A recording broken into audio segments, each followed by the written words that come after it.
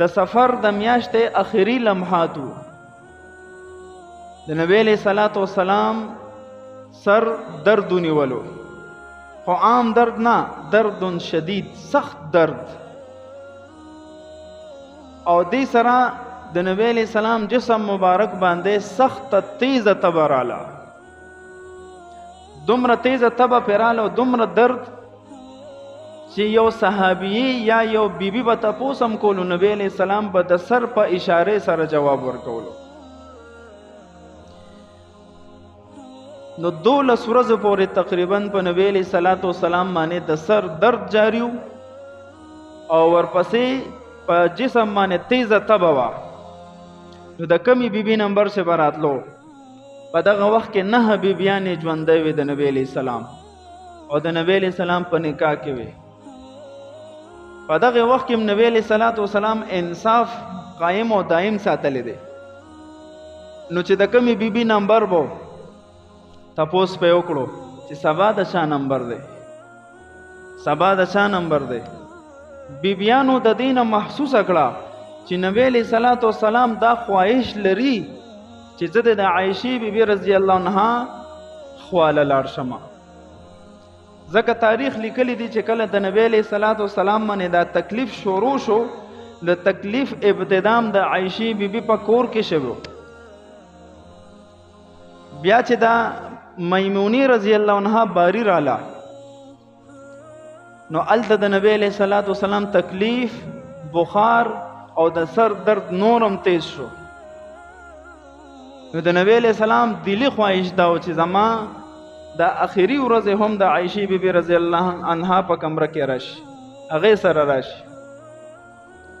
نو ټولې بیبیانې راجمع شوې، مشوره وکړه او په خپل رضامندتیا سره محبوب ته عرض وکړو چې زمونږ ټول په خپل رضا سره تا خپل حق معاف کو او ته د عائشې بیبي رضی الله عنها لخپل شپې ورځې ورکا، زمونږ د طرف نه هیڅ قسم اعتراض نشته. نبی علیہ الصلوۃ والسلام دغه اخري لمحات د عائشې بیبي رضی الله عنها کمرې لا یوړل. حدیث مبارک کې راځي عائشہ بیبی رضی الله عنها فرمایي په ما باندې خو الله ډېر نعمتونه کړي دي، خو یو څو نعمتونه داسې دي چې د هغه ما سره خصوصیت دی، بل شاته بلې بیبي ته الله نه دی نصیب کړی. اولنې څه ان رسول الله صلی الله علیه وسلم توفی فی بیتی، چې نبی علیہ الصلوۃ والسلام زما په کمره کې هغه اخري لمحات ما ته الله نصیب کړل، اخري خدمات ما ته الله نصیب کړل، فوتگی پی زما پا کمره کې راله. وفی یومی بل نعمت سو چې نمبرم زماو د بلی بیبی نمبرم نو، او بل و بین سحری و نحری، نبی علیہ الصلوۃ والسلام ما سره کمره کې زما نمبرو او زما د دې مړې او د دې سینې په منځ کې نبی علیہ الصلوۃ والسلام ما ته ډډه وهلې و، سر مبارکې ما ته په سینه باندې، تکلیف انتہائی سخت ہو. بل نعمت وان اللہ جمع بین ریقی و ریقه عن موته عند موته، بده اخری لمحه کې الله رب العزت زما د خولې لاړې او د نبی علیہ الصلوۃ والسلام د خولې مبارک لاړې یوځای کړې. څنګه یوځای کړې؟ په دغه وخت کې عبدالرحمن بن ابی بکر رضی اللہ عنہ رالو و بیدہ سواک، لاس کے مسواکو تازه کل مسواکو. نبی علیہ الصلوۃ والسلام مسواک تا اوکتل، عائشی بیبی رضی اللہ عنہ محسوسه کا چې نبی علیہ السلام مسواک کول غواړي. عرض وکړو د الله رسوله مسواک ته دل را واخلم. نبی علیہ الصلوۃ والسلام فاشار برأسه النعم، سر سره اشاره فرمایله چې او مسواک را واخله. مسواک ته واغسو، نبی علیہ السلام ته ورکو، لک سخت و سخت. عائشہ بیبی رضی اللہ عنہا عرض کو دا اللہ رسول الینه، دا مسواک د تلک نرم کم. فاشار برأسه النعم، نبی علیہ السلام د سر سره اشاره فرمایله چې او نرم کړه. عائشہ بی رضی اللہ عنہ فرمایا مسواک میں په خپل خوله کې ووهلو، پوس مې کړو، بیا مې نبی علیہ الصلوۃ والسلام لور کړو، فامره نبی علیہ السلام به د خپل غاښونو مبارک باندې ښکلې طریقې سره مسواک ووهلو. چرته ما وی داسې نه ولیدلې چې نبی علیہ السلام دومره په خوند او ښه طریقې سره مسواک کړو. دلته چې څنګه وکړو مسواک یې وکړو. دې نه پس د نبی علیہ السلام مخې ته وبین یدیه رکوة فیها ما، د سرمنې یو لوټه پرته وه، په هغې کې اوبه وې، تیزه تبه وه پې. نبی علیہ السلام به لاسونه ورښکته کړل، لپه به یې راډکه کړه، په خپل مخ به یې راواړوله چې د تبې کموالی راشي. او دقه وخت کې به دا الفاظ ویل، لا اله الا الله ان للموت سکرات. مرګ ډېر سخت دی، د مرګ سختیانې ډېرې زیاتې دي. ثم نصب یده، بیا نبی علیہ السلام په دې حال کې خپل لاسونه اوچت کړل د دعا دپاره، او وی ویل فی الرفیق الاعلی، یا الله اعلی دوست یعنی خپل دوستانه را نصیب. قانون دا دی چې کم پیغمبر هم قریب الموت شي، نو دا الله د طرف نه دته اختیار ورکول کېږي چې اے محبوبه دنیا کې زندگی غواړې او کنه الله سره ملاقات غواړې، اوږده زندگی درله درکو او کنه مرګ غواړې د الله سره ملاقات غواړې. نو د دغه اصول مطابق جبرئیل علیه السلام رالو او د الله د طرف نه د اختیار حکم وکړو چې الله فرمایي صدق خوخه ده زندگی نور تیرے دنیا کې او کنه زما خواله راځي. نو چې یو پیغمبر ته داسې وویل شي چې دنیا کې زندگی تیرے او کنه د الله ملاقات لځي، نو وسله ترجیح ورکړي، ابا د الله ملاقات له ترجیح ورکړي. نو چې کله نبی علیہ الصلوۃ والسلام او فرمایل مفهوم داسې چې یو بنده دی چې الله وته اختیار ورکړو چې دنیا کې زندگی تیرے او کو د الله ملاقات لځي، نو هغه د الله ملاقات ته ترجیح ورکړه. ابو بکر صدیق رضی الله عنه په جړا شو. ټول صحابه ویل چې په دې مشر باندې څه چلو شو، داس ولې جاړي؟ ابو بکر صدیق رضی الله عنه فرمایل چې دا چاته چې اختیار ورکړی شوی بل څوک نه دی، دا نبی علیہ الصلوۃ والسلام دی. دا د نبی علیہ الصلوۃ والسلام د تلو ورځې دي، الوداعي خبرې دي، اختتامی خبرې دي. بیا نبی علیہ السلام وضاحت وکړو چې ما ته اختیار راکړی شوی دی. نو صحابه به بیا ویل چې ابو بکر رضی الله عنه په مونږ ټولو کې لوی عالم دی چې په دې مسله باندې بل څوک پوه نه شو، په هغه اشاره باندې ابو بکر صدیق رضی الله عنه پوه شو. نبی علیہ السلام ته اختیار ورکړل شو. نبی علیہ الصلوۃ والسلام حدیث مبارک کې راځي جبرئیل علیہ الصلوۃ والسلام رالو په دې سخت حالاتو کې تبه زیاته وا، ان الله ارسلنی الیک تکریما لک وتشریفا لک، دا الله رسولا زه د الله د طرف نه تا ته راغلی ما ستا د عزت افزایې دپاره اور ستا د حال چال پوښتنې دپاره څه حال احوال دی؟ نبی علیہ السلام فرمایل اجدنی یا جبریلو مغموما، اے جبریل ډیر تکلیف دی راته، ډیر تکلیف دی. واقول فی کل حال الحمدللہ، او په هر حال کې زه د الله حمد ویما، ناشکری نه کومه، تکلیف راته زیات دی.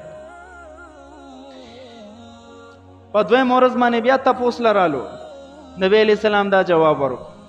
په دریم ورځ باندې بیا تپوس لرالو، خو ورسره نورې فرشتې هم وې چې تپوس پوښتنه وشوه.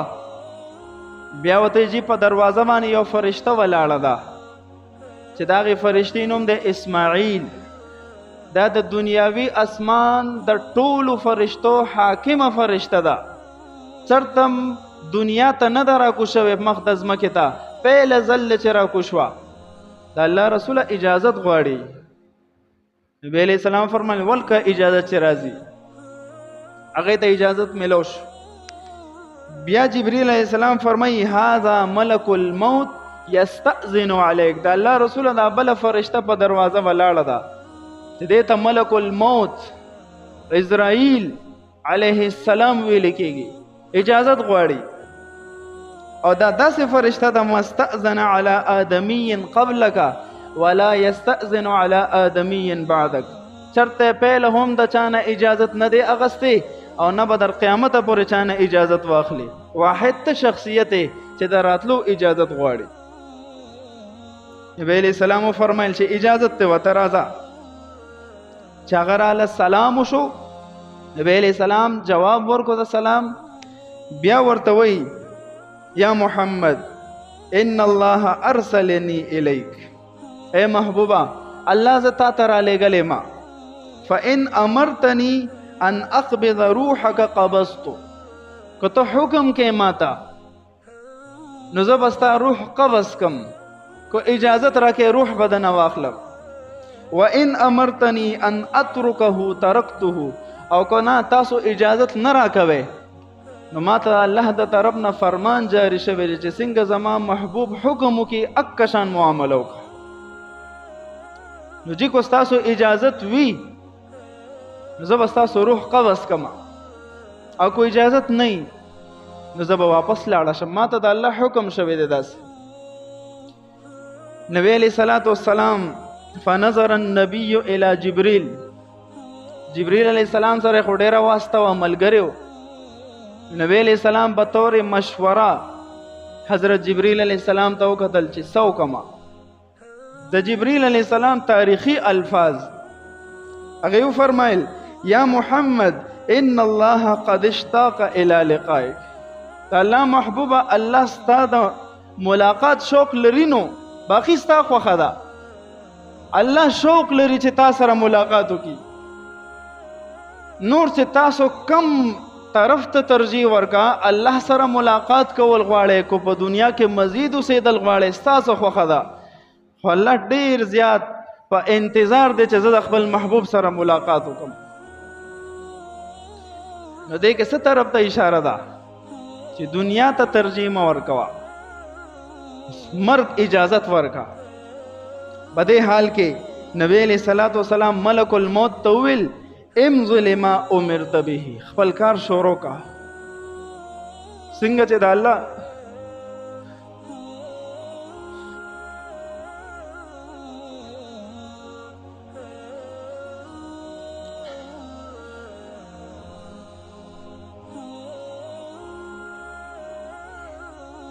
څنګه چې الله د ته حکم کړی دی زمانه روح قبض کول شروع کا. فقبض روحه، د نبی علیہ الصلوۃ والسلام روح قبض کول شروع.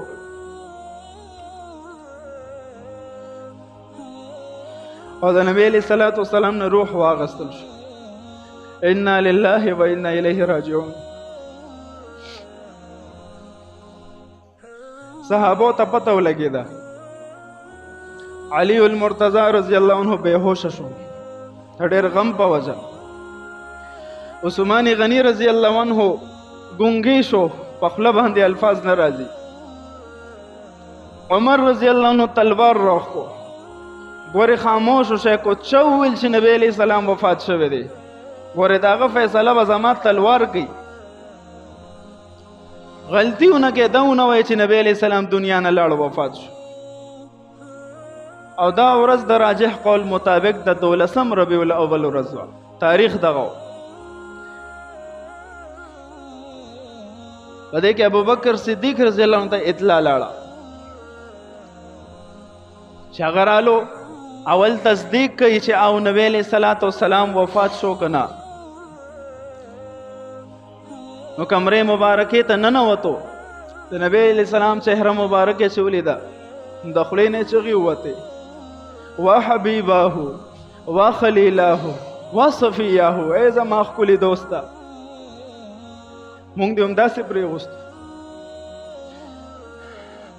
بیا هغه څادر چې جبریل علیہ السلام په د مرګ نه پس اچولی، هغه څادر وانیوله، مخ مبارک پټ کړو او فوراً د کمرې مبارکې نه راووتو.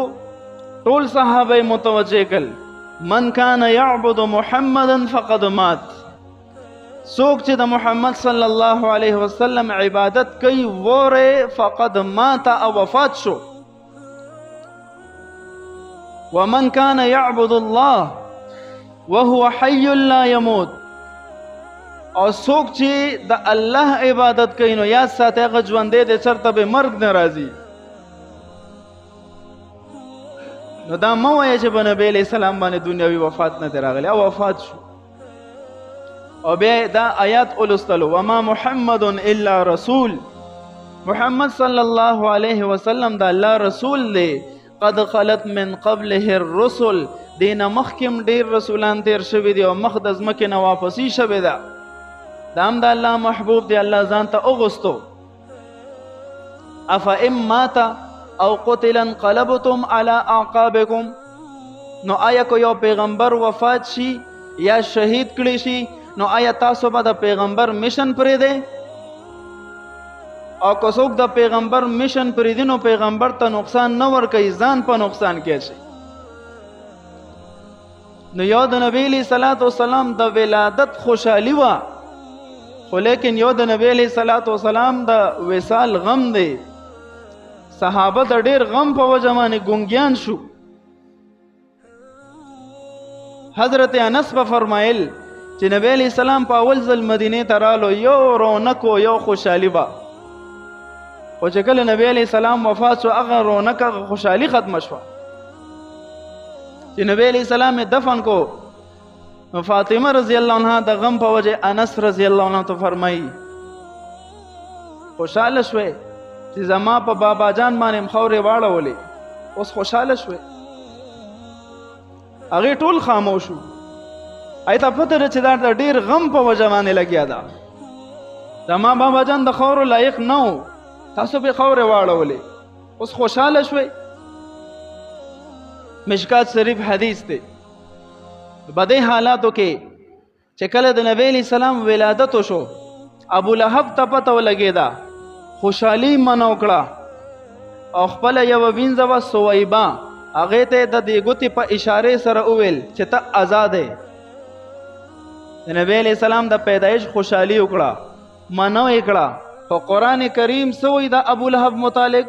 تبت یدا ابي لهب وتب، مات شي دواړه لاسونه د ابو لهب.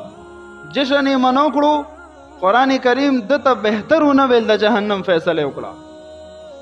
صحابو جشن منو نکړو، مشن یې اپناو کو د نبی علیه السلام. نو قرآن کریم څه وویل؟ رضی الله عنهم ورضوا عنه، زه د دوی نه راضي یم او دوی زما نه راضي دي. نو د نبی علیه صلوات وسلام د ولادت جشن مناول دا یو عارضي او زیاتی شی دی، خو د نبی علیه السلام مشن اپناول دا د زندګۍ مقصد دی چې صحابو اپناو کړو. نو مونږ هم عزم وکړو چې د نبی علیه صلوات وسلام د جشن مناولو په ځای باندې د نبی علیه السلام مشن اپناو کړو، د نبی علیه السلام طور طریقه اپناو کړو، سنت طریقه اپناو کړو. هغه زمونږ دپاره ډېرو ژړل. د مینا او د عرفات په میدان کې زمونږ دپاره شپږ ګنټې دعاګانې کړي دي. مونږ د هغه په پیدایش باندې یو څو ورځې خوشحالي وکړو، بیا غون عمر د هغه د سنتو جنازه وباسو. دې ته عاشق رسول وایي. بی عزم وکړو، عزم دا یو وخت یو موقع ده چې څو پورې ساه شته په وجود کې، نو موقع ده چې بی د نبی علیه صلوات وسلام هر سنت په اپناوم او ټول زندگی به اپناوم، خاص مواقع نه چې د نبی علیه صلوات وسلام د یو سنت جنازه زما د کور نه ونځي. زما چهره د نبی علیه صلوات وسلام د چهرې سره مشابه شي، زما لباس د نبی علیه السلام د لباس سره مشابه شي، زما زندگی، زما غم، زما خوشحالی دا ټول د نبی علیه صلوات وسلام د زندگی پشان شي. دا حقیقت کې عاشق رسول دی. زم عزم کوم انشاءالله چې په خپل زندگی کې با در مرګ پورې د نبی علیه صلوات وسلام یو سنت اپناوم. تاسو هم انشاءالله